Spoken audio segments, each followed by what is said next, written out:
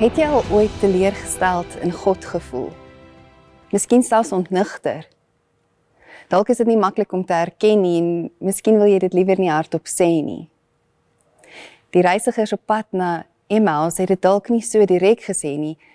Hulle was nie eers seker wie Jesus was nie, maar hulle sê dit tog. Hulle sê, ons het gehoop. Ons het so gehoop dat dit hy is wat Israel sou verlos. Maar boonop is dit vandag al die 3de dag vandat die dinge gebeur het. Hulle het 'n idee gehad van wie Jesus sou wees, 'n groeiende opgewondenheid, 'n versigtige hoop. Miskien sou dinge anders wees, verligting, stabiliteit, vrede, 'n einde aan die lyding. Maar nou, ons het gehoop en dit is nou al 3 dae. En soms in daardie tussentye word ons vrae harder as ons geloof. Hulle kon nie verder kyk as die kruisiging nie. En miskien is dit ook waar sommige van ons onsself bevind. Nie omdat ons opgehou het om in God te glo nie, maar omdat dinge nie uitgewerk het soos ons gehoop het nie.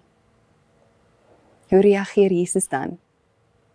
Nie met frustrasie nie, nie met afstand nie, hy kom nader, hy stap saam met hulle, hy luister, hy praat en hy laat hulle praat. En eers daarna begin hy saggies hulle narratief hervorm. Sien jy dit? Jesus word nie afgeskrik deur jou teleurstelling nie. Selfs as jy nie duidelik kan sien nie, selfs as jou beeld van hom onvolledig is, selfs as jy agterkom dat jy beheer probeer vashou, of selfs wanneer jy wegloop, hy staan nie op 'n afstand nie. Hy staan nie terug en kyk hoe jy weggaan nie. Hy kom langs jou stap, want hy lewe.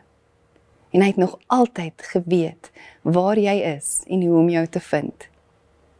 En stadig, geduldig, herstel hy hoop. Nie net hoop dat dinge sal verander nie, maar 'n hoop wat gewortel is in wie hy is. Selfs beteken dit dat hy jou hoop in hom moet herstel. Ek nooi jou uit om jou ons het gehoop tye vandag voor hom te bring.